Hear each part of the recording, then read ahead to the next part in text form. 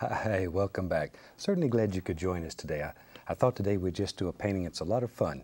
So I hope you got your paints and brushes out and you're all ready to paint along with us. Let's start out and have them run all the colors across the screen that you need to paint along with us. While they're doing that, let me show you what I've got today. Got plain old double prime pre-stretched canvas up here, and I'm using 18 by 24 inch, but you use whatever size is convenient. And I've just covered the entire canvas with a very thin coat of liquid white, so it's all wet and ready to go. And so let's just have some fun. Once again, let's just enjoy today. Maybe today we'll start with a little 2-inch brush, and we'll go right into a small amount of the phthalo blue. Just a little, just a little. Let's go up here. And let's do this. There we are. Let's just take off and put some gorgeous colors in here. Phthalo blue is such a beautiful, warm blue. I like it very much. Very, very much. There we go. Just paint something about like that. A little more of the paint. Tell you what, maybe we'll just go on out a little further with it. Doesn't really matter. Absolutely doesn't matter here. Because if you've painted with me before, you know we don't make mistakes. We have happy accidents. Anything that happens here, we can live with, and we can turn it into something that looks pretty good most of the time. And so can you. Don't worry about it. Painting should make you happy. All right. I'm going to begin adding a little Prussian blue. Make it a little darker out here on the corners. This is Prussian blue, and I did not clean the brush, so there's a little phthalo blue still in the brush. Doesn't matter. Really, really doesn't matter. Down in here, we'll just do the same thing. Something like that. A little more of the Prussian blue. And let's just fill up the whole canvas since we've about done that already. There. And then we'll just begin blending it a little. Maybe in the corners just to darken it a little. Add a little bit of midnight black. So we have black, Prussian blue, working toward phthalo blue. All right. A little bit over in the other corner too. We don't want it left out. There. Hey, shoot, that's so much fun. I'm going to do the bottom too. Don't want it left out. And a little bit over in here. Okay. Now then, fun time. Let's wash the old brush. That's what I look forward to in every painting. Okay. We wash our brush with odorless paint thinner. Be sure it's odorless. If it's not, you're going to run everybody in your family out in the yard. Be sure it's odorless. Shake it off. I kicked the bucket too. Okay. Now I'm going to go right into titanium white. Let's go right up in here with the titanium white, and I'm going to start right here. This will be our light source. This will be our lightest area in the sky. And begin just blending outward. There.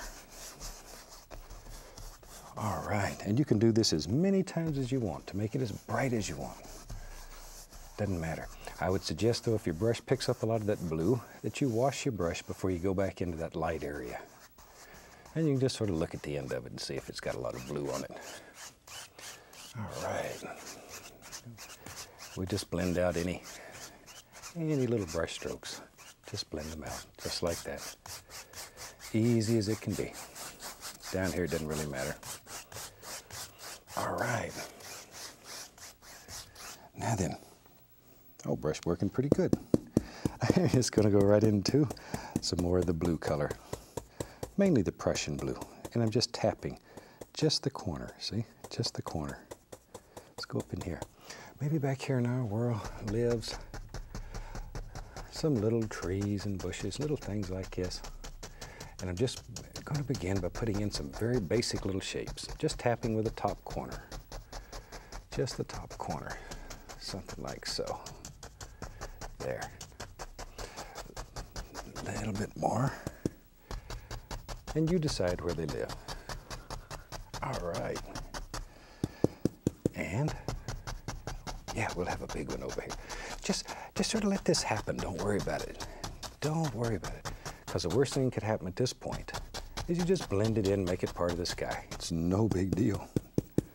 No big deal. See, now as they get a little closer to us, we'll make them just a little darker so they stand out. That's the reason we're just using the corner of the brush. Automatically the bottom will be lighter than the top. See? Sneaky, huh? And there we go. You just decide where they are. Drop them in. Wherever. And you can make as many layers as you want to in this. Many, many, many layers. And I think that's what makes a painting look deep. It gives it depth. There's layers in it. This is very simple to do. Now, let's go back. Same old brush. I still haven't cleaned the brush because it has blue on it. I'm going to go into a little bit of the CAD yellow and a little yellow ochre here and there and pick up a beautiful green color. It will turn green automatically. Okay. Then we can go back up in here and just using the top corner of the 2-inch brush, we can put the indication of some little highlights on some of these little trees and bushes that live back in here. And I think I'll do that to all of these. Shoot, we'll just sort of vary back and forth. Something. There we go. That one's got a little more of the yellow ochre in it. There. You know, I talk all the time about all the fantastic letters we get from people all over the country who are doing beautiful, beautiful paintings. And today I'd like to share a couple of those with you.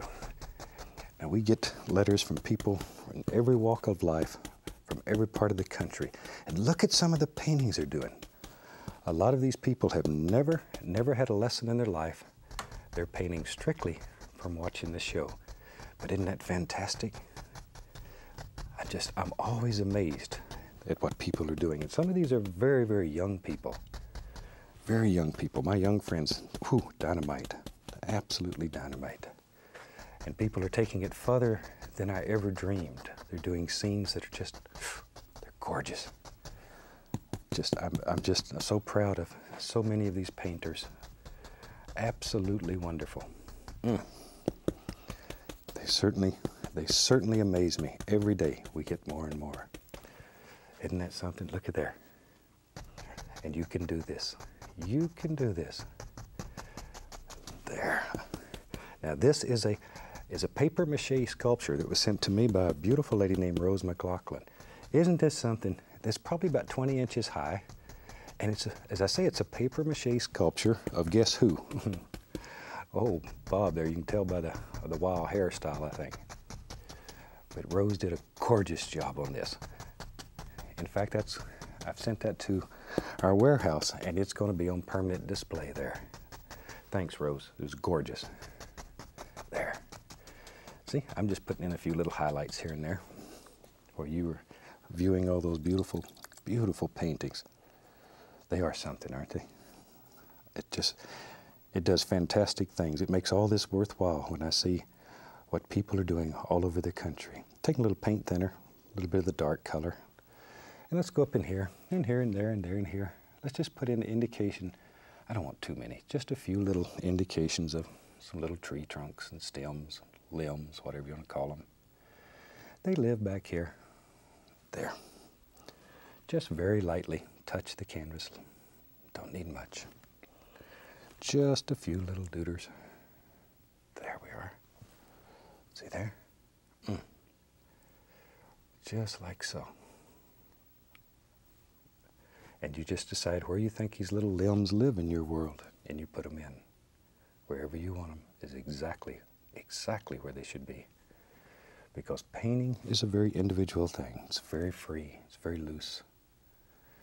There. Okay, great. Isn't that easy? We've got a nice little background.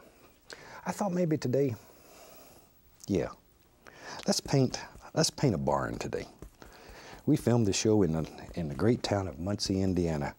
And around here, get a little sap green, there are a lot of beautiful, beautiful barns and covered bridges. So let's paint one. Okay, take a little bit of that green, that sap green, the yellows. And let's just decide back here, yeah, maybe back in here, choom. Maybe there's a little hill right there, what the heck. All right, and we'll just begin working on that. Think about shape and form of your land, though, or as it's called, the lay of the land. There.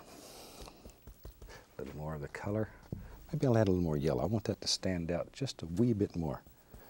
Now, if you have trouble making the paint stick, you can add the, yeah, that's it, the least little touch of paint thinner or liquid white. Liquid white will change the color. It'll make it brighter. Paint thinner will just make it thinner. That's probably why they call it thinner.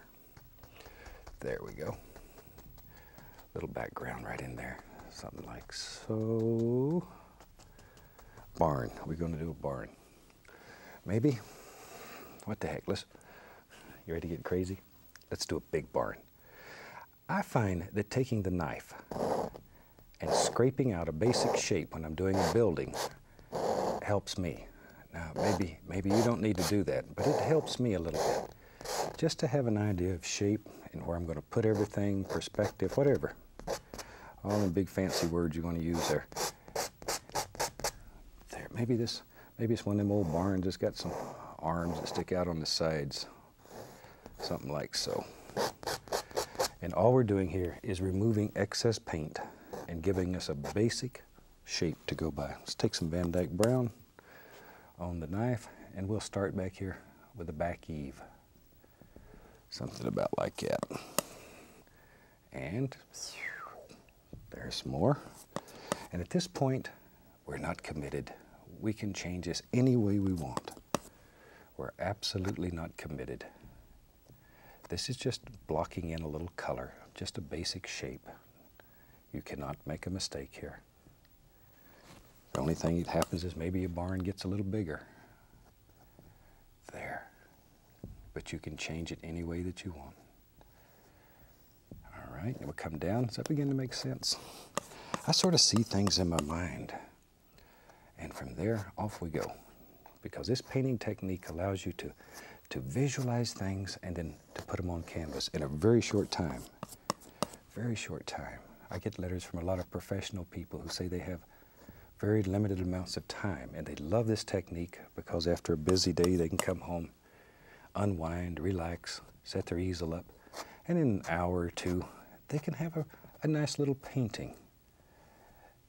And that's wonderful. Now over here on this side we decided we was going to have little thing coming out here, about to there. It doesn't matter. See, boy, this is going to be a big barn. I got carried away, but that's okay. It's our world, and we can do anything in our world that we want to do. Anything that we want to do. All right, and this barn keeps growing here. There. Now we can begin putting in the goodies. We've got some color blocked in. Let's take some dark sienna, some white, and I'm going to pick up a little bit of yellow ochre. Just a little yellow ochre, I like it. Sort of a gold color. But notice the paint is very marbled. There's all kinds of colors happening in there. Pick up a little roll of paint. And we can go back up here and very lightly touch and pull down. Just touch it and pull it down. And all those different colors that we saw on the palette are in that roll of paint. So you get a variation. It's not just one old dead color. There's a lot of things happening in there. A lot of gorgeous things, lights and darks. You couldn't do that intentionally if you tried. But we know how to make happy accidents happen on a regular basis here. There. Now over here, I'll put some more. We'll get a little more of the dark sienna. I want this side over here to be darker. Something about like that. Take a little of the Van Dyke, just plain Van Dyke. And maybe here and there we can put the indication of some few old boards living there. Just touching, allowing it to pull off what it wants. There we go, see there? That easy. Good place for the old cow to live right in here. There. I grew up with an old cow that lived with us. She was a nice old cow, old milk cow. I miss her. We used to drink fresh milk right from the cow, unpasteurized and all that. Guess that's not considered safe anymore. But it was some of the most best tasting milk I've ever had. All right, now for the roof. We'll just use those same colors and brighten them. Yellow ochre, a little dark sienna, and some white. Once again, don't overmix the color. We want all those things happening so you can just sort of pick and choose wherever you want them. Little roll of paint, go back up here, and let's just take the knife touch and just sort of let it bounce. Boop, boop, boop, boop, boop, boop. Got to make those noises though. There we are. But look at all the colors that happened in there. I mean, think how long you'd have to work to try to come up with those colors, if you ever could. Don't know that you ever could. But just let it bounce. See there. There. See, maybe brighten this edge just a wee bit. Darker, darker, darker as it goes down. And over here, coming out in this direction, there's some more. Look at there, old barn. And a little right along the edge. All right. Now then we can take, let's see, what will we use here? There's a little white with a touch of phthalo blue in it. Just a touch, just enough to shade it a little bit. Very small roll of paint. And with that, I just want to sort of sparkle that edge so it stands out and you can see it. Just enough to sparkle it a little, maybe just an indication that it goes back there. See? There. But not much, not much. You could overdo very quickly. Just a tiny wee little bit around the barn door. Just enough to outline it. Now we can do a barnectomy. We can just cut it off wherever we want it. Think about perspective and all those little things. Okay. And I ain't put any little boards there. Just touch with the dark sienna or the Van Dyke brown, either one. Just enough to give some little indications right along in there. And it will help make it look like it was made out of old boards there. And that's basically all we have to do to have a little barn. Shoot. Now we go back to our brush with the sap green, the yellows, all the yellows. Once in a while I'll touch at least a little amount of the bright red. I use that to dull color. But believe it or not, it will dull your greens. Because green and yellow, or green and red make brown, and brown will dull your color for you. There. Just tap in a few little grassy areas. Something like so. All right. I'm going to put the least little touch of paint thinner on my brush just to thin the paint down so it'll slide on here a little easier. If you have trouble making the paint stick, once again, add the least little touch of paint thinner. Now then, pay very close attention to the lay of the land. I sort of want this to look like a hill going down today. There we are. Something about like that. All right. A little more of the paint. Okay, see? Just let it go. Let it go. There. All right. We just sort of tapping in some basic little grass here. That's all we're doing. Little grassy area. And if a little of that blue shows through, that's wonderful. That's wonderful. The brighter you want this to be, the darker you make that. So if you wanted the grass to be brighter, you make that a little darker. Add a little more black to it. It's up to you. Totally and completely up to you. Wasn't those photographs we showed of people's paintings, weren't they fantastic? You have to be proud when you do a painting like this. Absolutely have to be. And as I've mentioned over and over again, when you give a painting to someone as a gift, it is so much more special than something you just run down to the store and you buy it for them. This is something that came directly from your heart. There's love in a painting. And it will be cherished, more than likely, forever and ever. Forever and ever. We need, you know, we need a little path right here, a little Van Dyke brown. Let's bring it right on out. Shoot, we got to have a way for the old cow to walk up in here. There he goes. This is just Van Dyke brown, a little dark sienna in it. That's about all. There. I'll take a touch of alizarin crimson and put in there too. Down in this end. Yeah, that's what that'll show when we put a highlight on there. For highlight, we'll just use a little bit of the brown white with a touch of crimson in it. I want to red it up a little bit. There we go. Isn't that neat? All right. Now then, back to our brush. We were making all the little grassy areas. And we can go back in here and cover up some of these little edges, bring it all together. There we are.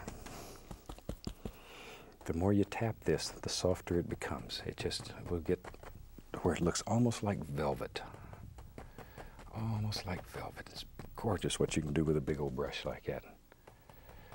There. Okay. Then we can just clean up our edges a little. Something like that. And off we go.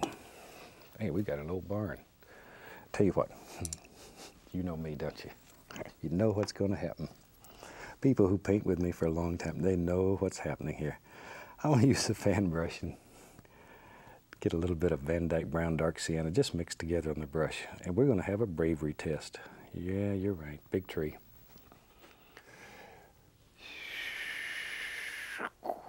I'm telling you, big tree. Was not kidding when I said big tree. Let's give him another arm out here. Let him get even bigger. Trees will grow on you in a heartbeat. I started out with little tiny twigs and ended up with almighty redwoods, just that easy. But that's all right, because in this world you can do anything that you want to do. I'm going to take a little of that.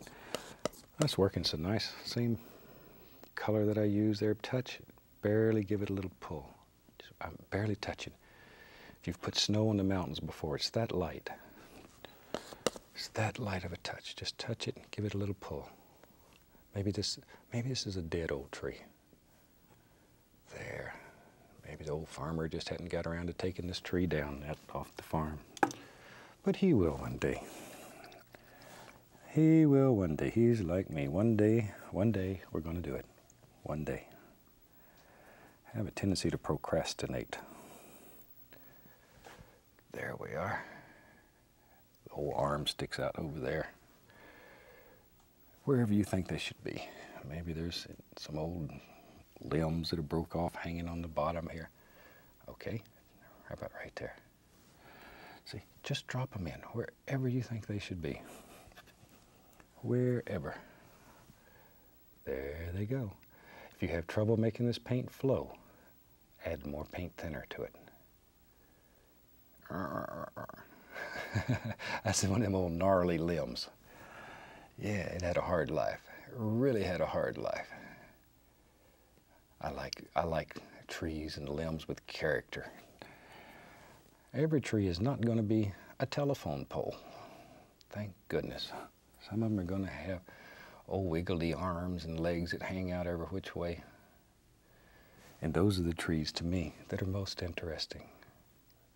The absolute most interesting. Yeah, something like that. But that'll give you an old tree there. All right. Tell you what, maybe down here at the bottom, take a little bit of brown. Maybe there's what remains, just a piece of an old fence down here that's still left. Put in a couple little fence doers. Take a little bit of highlight color, same brown that we've been using. Has to be brighter, won't show. There, like that. Liner brush, we'll use a little bit of the Van Dyke brown. Maybe there's still a little bit of old wire hanging on there. Choop, choop. We just do something like that. Shoot, take our big brush, tap a little grass around the foots. We about have a finished painting. There we go. I think we'll call that one done, that easy. Hope you've enjoyed this little barn. Give it a try. From all of us here, I'd like to wish you happy painting, and God bless, my friend.